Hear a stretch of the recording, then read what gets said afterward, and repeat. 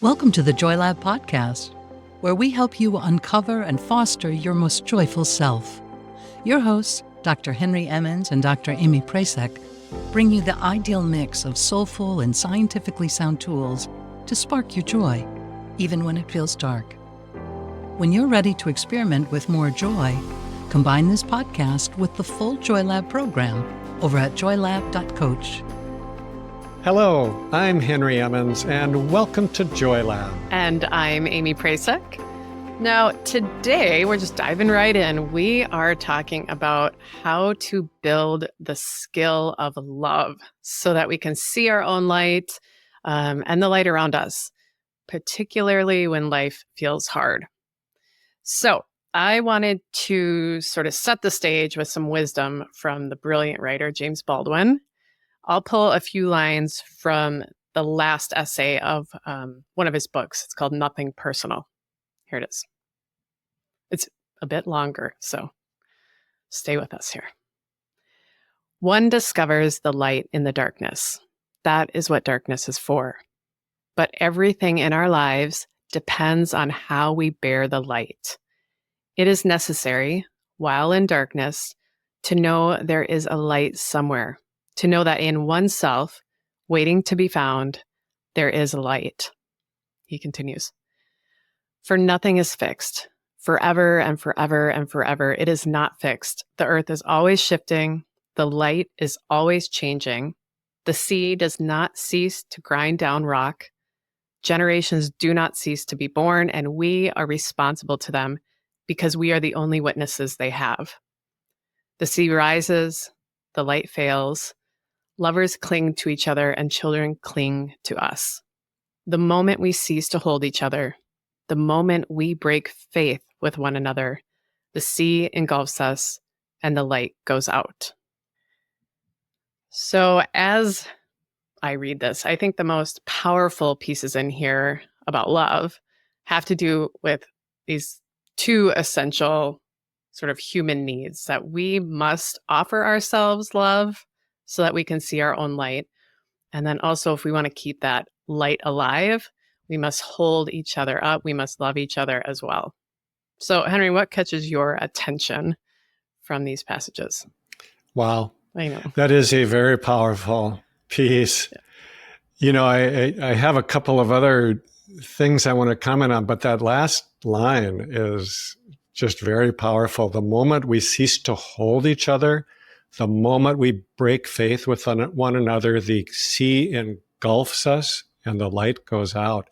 That is just such a powerful statement for our times. And I think that's all I'm going to say about that right now. But so the other thing that jumped out at me is the very first line. One discovers the light in the darkness. I like it because I think it gives a context for the dark times that we all go through at some point in our lives, for sure. And I think it reminds me that something good can come from that. Now, I do not believe that we need to suffer in order to grow. Yeah. I don't buy into that, but I do know that we are all going to suffer from time to time, and that growth can come from it. I mean, I believe that growth can come from anything, whether we consider it positive or negative. So we might as well do our best to make use of it. Now, I also like the line right after that where he says, one discovers the light in the darkness. And then he adds, that is what darkness is for.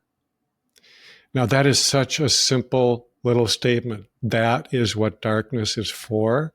It's almost like you just tacked it on, kind of. But I think it's really clever because it means to me that that's all that darkness is for. It's nothing more than that. And I like that because I think that sometimes we give too much meaning to the dark stuff. We spend too much energy on it, trying to figure it out. How did it happen?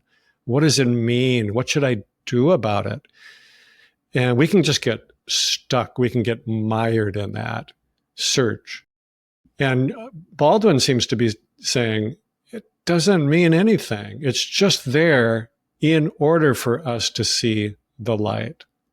So don't dwell on it. Don't get stuck in it. Just touch it lightly. You do need to touch it. You do need to acknowledge it.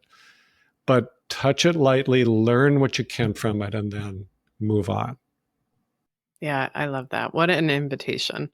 Maybe a tangent, but based on your insight there, Henry, maybe an episode for another day. But I am thinking of the supposed Socrates line he shares as he's facing exile or death. He chooses death, right? Which was, an unexamined life is a life not worth living, or something to that effect. And I agree in many ways with Socrates there, I think, as far as I understand it. But I think that idea has been bent toward the side of affliction or dysfunction, as you were saying, or the darkness, the struggles, this pressure or idea that we have to uncover all of those supposed terrible bits about ourselves, or all the bad things that have happened to us or that we've done, and take it out, each one out, and inspect it on all sides, analyze every bit of it. And agree, I'm just not convinced that's the case. And I think what you are highlighting, what Baldwin is highlighting too, the darkness is there so we can see the light, just as he said. So we see the darkness, we don't push it down, we don't ignore stuff, but also the invitation to release something without dissecting every bit of it, or continuing to replay the tape of the worst moments of our lives in an effort to try to learn something from it. We've all probably been there, or even encouraged to do that, right? So there's this invitation, I think, to just see it, as you said, and then see what else it may show a contrast with, to see what shines in those dark moments, to give attention to that too, or even more so at times because they are illuminated. And I think it is at odds oftentimes with how we approach mental health. Not here at Joy Lab, I'd like to say, but often in this culture, that can be sort of that pervasive message of mental health. Do you want to feed this tangent at all, Henry? Well, as you know, I like tangents too. So sure, I'll go there. Good.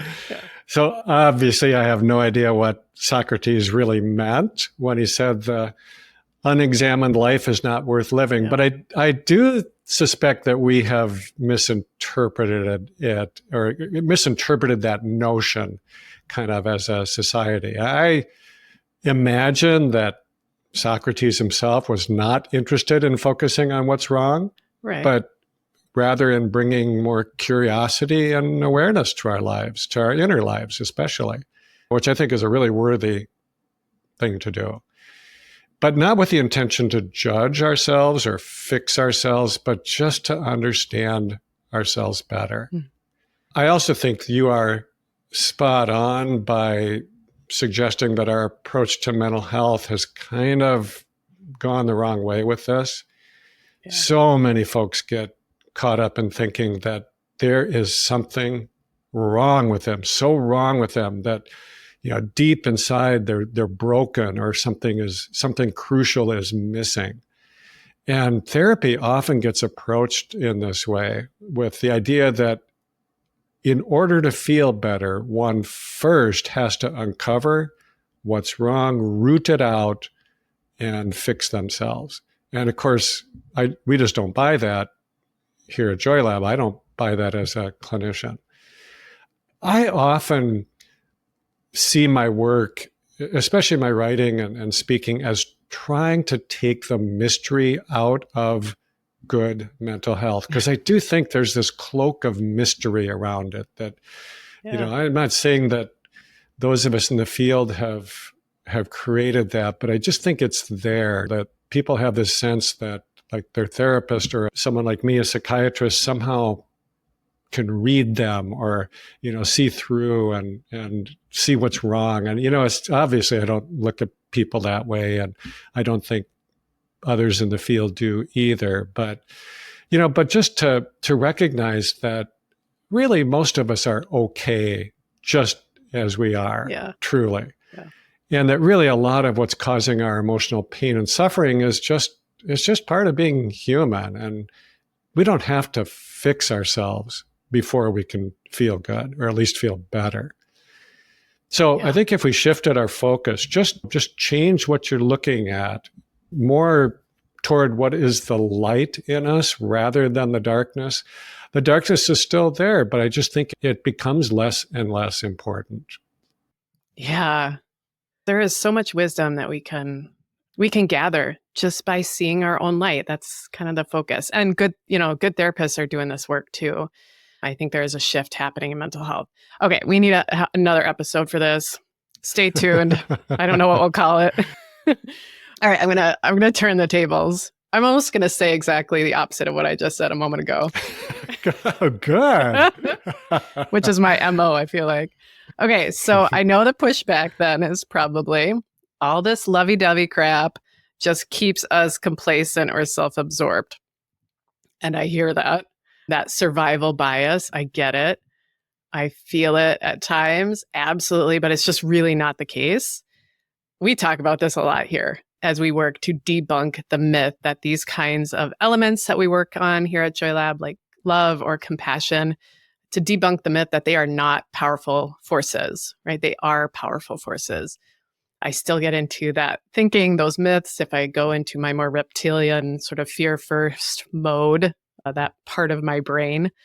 So we're working to rise up from that space. So let's debunk it right now. I think it's important to highlight that love isn't just a feeling, it's a complex emotion full of active components, and it's a really effective tool for behavior change. So I'll give a surprising example, perhaps surprising, I think. Comes out of the military. So in the last 10 to 15 years, the military, and I don't know my military terms, so apologies in advance to service folks. I will get my terms wrong here.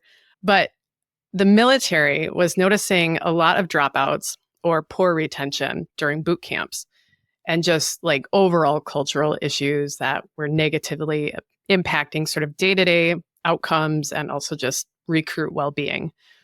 So a strategy toward improving these outcomes was for drill sergeants to not be jerks, right? Just lighten up that image. So they shifted toward more of a counselor and trusted kind of leader role versus that past model of abuser, really, right? The usual yelling, punishing depiction that we'd see in movies and such.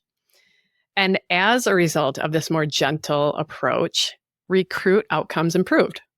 And not just retention, but recruits began meeting even harder qualifications throughout the testing process.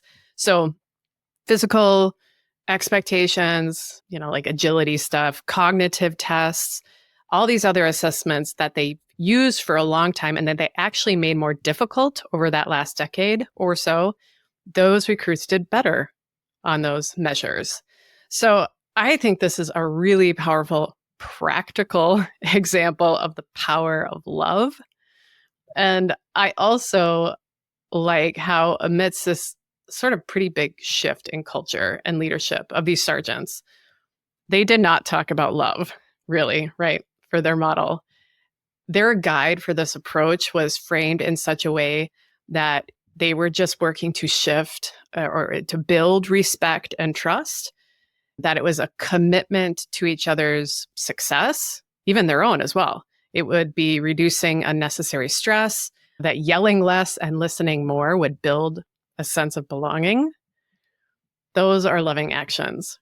So love doesn't have to look like the summer of '69 in Woodstock or a wedding day or a glossy picture. It can be very pragmatic, logical even, and it is built by practice. So love is a skill, and it can show up in a lot of ways, I think even in something like basic training. Well, I think you're right that is a surprising example, Amy. I know. I thought so too. And I like it because it also just brings it down to like a really practical, relatable level. Absolutely. I think that we get hung up on the word love and just all the images, that have been projected over the years. So many different things get projected onto it. But I think for that reason, I like thinking about this in terms of kindness, which I just see as a broad way to think about what love might look like in these really practical ways. So I hadn't been aware of this research or this cultural change, and I kind of am doubting that the drill sergeant's new approach would exactly reach that threshold of kindness that I'm talking about, but Right. it sort of moves us in that direction. It's a spectrum. It's a spectrum. Yeah. And I think it just suggests that how we act toward one another is actually really important. Right. So this gives me an opportunity to share one of my favorite ever quotes. And I think it's attributed to Jack Kornfield, but I'm not positive. But here's the quote. Life is so hard. How can we be anything but kind? And that just resonates with me because it's so simple and I think it's so true. It also brings us back to that Baldwin quote about darkness. Maybe the darkness is there to help us see our own light and also to see the light in others and treat ourselves and one another in a way that reflects that. Mm. Yeah, kindness. I think it is good to bring it into simplicity and that sort of tangible aspect. Sometimes this stuff is so frustratingly simple, right? In theory, and then it can be tough on the battlefield, so to speak. So, okay, we've referenced the military and drill sergeants, wisdom of Jack Kornfield, James Baldwin's words, the dying words of Socrates. Wow, this is a wide-ranging conversation. Which is, yeah, it all comes down to this point, but it is all big stuff. Like it comes to this point of how can I just love myself more and love others more too, right? That's what we're focusing on. Got all these great folks from the beyond as well joining us here for this conversation. And I think, yeah, if you're adulting now, and maybe the adults in your life when you were a kid were no James Baldwin or Kornfield or Socrates when it came to love and introspection, perhaps. So maybe you feel like you weren't given a good model of it. Or maybe you're the drill sergeant in your life. Maybe because, and this is such a common message, that you believe the path to change is brutal and you have to punish yourself to get there, which is false and it's pervasive. But maybe we have been so hard on ourselves for so long that acting in a loving way feels difficult or even impossible. And I think the most important thing we'll probably say here then is that love is a skill. If you're too hard on yourself, you can change that. If you weren't modeled it, you can still learn it. As Baldwin noted, for nothing is fixed. Forever and forever and forever, it is not fixed. So we can change. We can bring more love into our lives by practicing it. We can begin to see our own light and we can feel more connected and in love with this world around us. And there are very simple practices that we can use to do that. Yeah, I think that quote about that nothing is fixed is really another way of talking about the Buddhist concept of impermanence, which I think is hard for us to get our minds around. And it might be because we just don't want things to be impermanent, right. At least the things we like. If things are good, we don't want them to change or to go away.